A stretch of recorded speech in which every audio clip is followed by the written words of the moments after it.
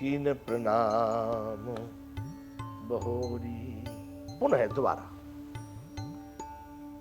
चले ससीय मुदित दो भाई, रवि तनुजा कई करत बड़ाई।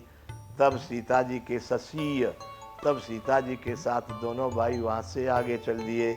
रवि तनुजा सूर्य पुत्री हैं जमुना जी की, उनकी बड़ाई प्रशंसा करते हुए, देखो ये वहां से निकली है, ऐसा वैसा। रवि तनुजा कर करत बड़ाई, जमुना जी की बातें प्रशंसा करते हुए राम लक्ष्मण सीता जी के साथ अब वहां से आगे चल दिए हैं।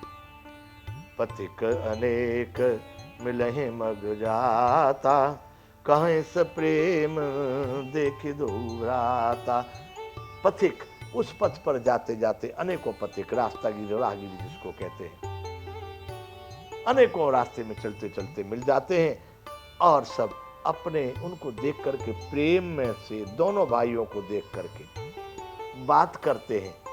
क्या बात करते हैं कि राज लखन सब अंग तुम्हारे, देख सोचुअते हृदय हमारे।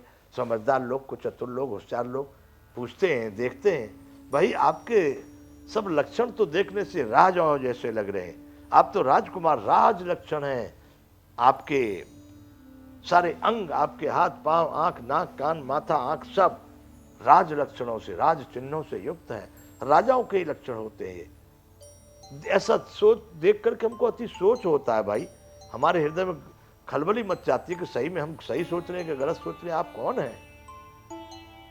और हमको लग रहा है कि आपके राजकुमारों के राज्यों वाले लक्षण हैं, परंतु मार्ग चलहु पया दे ही पाए, ज्योतिष झूठ हमारे भाई। हमको लगता है कि जो लक्षण है तुम्हारे वो ज्योतिष के अनुसार वो तो राजाओं के ही है, परंतु हमको लगता है ज्योतिष झूठ है। इतने उच्च कोटि के लक्षण आपके हैं कि आप चक्रवर्ती सम्राट होने चाहिए, और रोड पर रखड़ रहे हो जंगलों में, वन में, इसलिए लगता है कि ज्योतिष झूठ है। क्योंकि इतने उच्च कोटि के अगर लक्षण है आपके, तो वन में क्यों भटक रहे हैं। मार्ग चलो पयादे ही पाए, रास्ते पे पैदल पैदल चल रहे हो, रथ नहीं, हाथी नहीं, घोड़ा नहीं, कोई नहीं। तो हमको लगता है कि ज्योतिष झूठ है, लक्षण तो तुम्हारे में है, पर ज्योतिष में जो बताया लगता है वो झूठ बता दिया।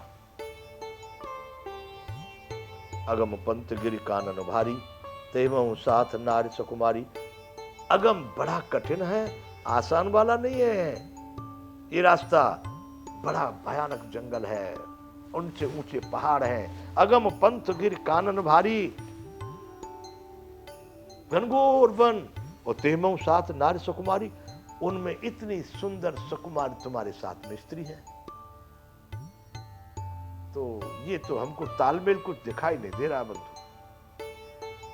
करके हर बन जाए न जोई, महाराज हाथी हैं, बड़े बड़े शेर हैं इस जंगल में, चीते बाघ उनकी तो बात ही जाने दो। महाराज बड़ा कठिन है, करके हर बन जाए न जोई, देख करके बड़े बड़े धैर्यवान के धीरज भाग जाते। अच्छा प्रभु एक काम करो, हम संग चल हैं जो आयस होई। महाराज अगर आप आ गया तो हम आपके साथ चलते हैं। कहां तक चलेंगे कि जाओ जहां लगे तहां पहुंचाई, फिर अब बहोरी तुम्हें सिरनाई।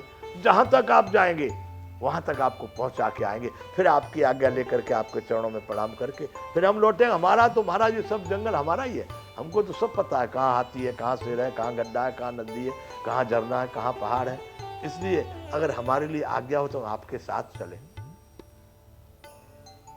बंधुओं 112वां दुआ अयोध्या कांड का। ए विधि पूछे प्रेम बस, पुलक गात जल नैन, कृपा सिंधु फेर तिने, कह विनीत मृदुवैन। उनको क्या मालूम कि न कोई शेर यहाँ पर है, न कोई हाथी यहाँ पर है, यहाँ पर सब कुछ है तो एक राम ही है। ए विधि पूछे प्रेम बस, पुलक गात जल नैन। इस तरह से बड़े प्रेम के बसीभूत होकर के, प्रफुल्लित गात से, आंखों में आंसू भर के सब लोग उनको, राम जी को बातें करते हैं, पूछते हैं। कृपा सिंधु फेर इतने, कहे विनीत मृदुवैन। कृपा के सिंधु है राम, उनको पीछे फिर दे तक नहीं भाई आप अपने घर, कुछ नहीं, हमको कोई तकलीफ नहीं, हम तो थोड़ी दूर जाएंगे, वहां पर जाके विश्राम कर। कहे मृदु, बड़े मीठे वचन, विनीत मृदुवैन, विनती के साथ में राम जी इतने विनम्र हैं, उनको मीठे वचन कह के वहां से उनको घर भेज देते हैं। किसी को कष्ट नहीं देना चाहते कि भाई वो भी साथ में चले, जबकि लोगों को अथाह प्रेम है, वो जहां तक जाए वहां तक साथ चलना चाहते हैं। जयपुर गांव बसे मगमाही, तिन्ह नाग सुर नगर सिहाई। यहाँ कह रहे बंधुओं कि जो पूर्वे छोटे छोटे पूर्वे गांव बसे मगमाही, जिस मार्ग से जिस पंथ से राम जी जा रहे हैं उसके किनारे किनारे जो छोटे और बड़े गांव हैं, तिन्ह नाग सुर नगर सिहाई। उनको नागों के देवताओं के नगर उनकी पसंद, इंद्रवती इंद्रपुरी उनकी प्रशंसा कर रही है कि ये जहां पर परमात्मा जहां पर पैर से अपने स्पर्श कर रहा है। तिन्ह नाग सुर नगर सिहाई, उनको देवताओं के और नागों के भी नगर उनकी प्रशंसा कर रहे हैं। कहीं सुकृति कहीं घड़ी बनाए, धन्य पुण्यमय परम सुहाए। ये नगर किस समय पर बसाए गए होंगे, किस पुण्यात्मा ने बसाए होंगे, कौन सी घड़ी में बसाए होंगे। धन्य पुण्यमय परम सुहाए। ये गांव, छोटे छोटे गांव भी बड़े धन्य हैं और बड़े सुहावने हैं, जहां पर जहां जहां राम चरण चले जाही, तिन समान अमरावती नाही। राम जी जहां जहां अपने चरणों का स्पर्श करते हैं, अर्थात जहां जहां से राम जी के चरण चले जा रहे हैं, उनके समान कहा है इंद्रपुरी भी नहीं है, तिन समान अमरावती नाही। पुण्य पुंज मग निकट निवासी, तिनहि सराहे सुरपुरवासी। बड़े पुण्य के भंडार हैं, बड़े पुण्य के कहेंगे पुंज यानी समूह हैं वो लोग। कौन? मग निकट निवासी, जो उस मार्ग के निकट में घर हैं, जिनके वहां पर निवास करते हैं। तिन्हें सराहें सुरपुरवासी, उनको तो स्वर्ग में रहने वाले देवता भी उनकी सराहना करते हैं, उनकी प्रशंसा कर रहे हैं। जो उस मार्ग के समीप में बसने वाले लोग हैं, जो राम जी के दर्शन कर रहे हैं, अर्थात राम जी के चरण जहां से चले जा रहे हैं। जे भरे नयन बिलोक है राम है, सीता लखन सहित घनश्याम है। जो आंखों को भरे खोल करके पूरे ढंग से भर नेत्र जो राम जी को, सीता जी को, लक्ष्मण जी को जो निहार रहे हैं। जे सर सरित राम अवगाहें, तिन्हि देवी सर सरित सराहें। और जो नदियां, ये तालाब राम जी के रास्ते में जिनमें राम जी स्नान कर लेते हैं, जलपान कर लेते हैं, हाथ मुंह धो लेते हैं, उनको देख करके देवताओं के सरोवर और देव नदियां भी उनकी बढ़ाई करती हैं। वाह भाई वाह, धन्य है ये तालाब। हम देवताओं के यहाँ होकर के भी ऐसे न हो पाए जैसे यहाँ पर है। जे तरु तर प्रभु बैठे जाई, करहि कल्प तरु। कल्प वृक्ष बंधु, जिसके नीचे पहुंचते ही, कल्पना करते ही सब कुछ प्राप्त हो जाता है, ऐसा कल्प वृक्ष भी आज लज्जित हो रहे हैं, शर्मिंदा हो रहे हैं। किसको देख करके? कि जेहि तरु तर प्रभु बैठे जाई। जिस वृक्ष के नीचे जाकर के राम विश्राम करते हैं, थोड़ी देर छाया में बैठते हैं, उसको देख करके कल्प वृक्ष भी उसकी प्रशंसा करते हैं कि धन्य है भाई। नीम का हो, बबूल का हो, पीपल का हो, आम का हो, अशोक का हो, कदम का हो, लेकिन उसकी प्रशंसा करते हैं कल्प वृक्ष भी। परशुराम पद पद्म परागा, मानति भूमि भूरि निज भागा। राम जी के चरण कमलों को स्पर्श करके ये जहां पर राम जी चल रहे हैं, वह पृथ्वी भी अपने मानत भूमि भूरि निज भागा, अपने भाग्यों की सराहना करती है कि बहुत मेरा बड़ा भाग्य वह पृथ्वी जहां राम जी के चरण चले जा रहे हैं।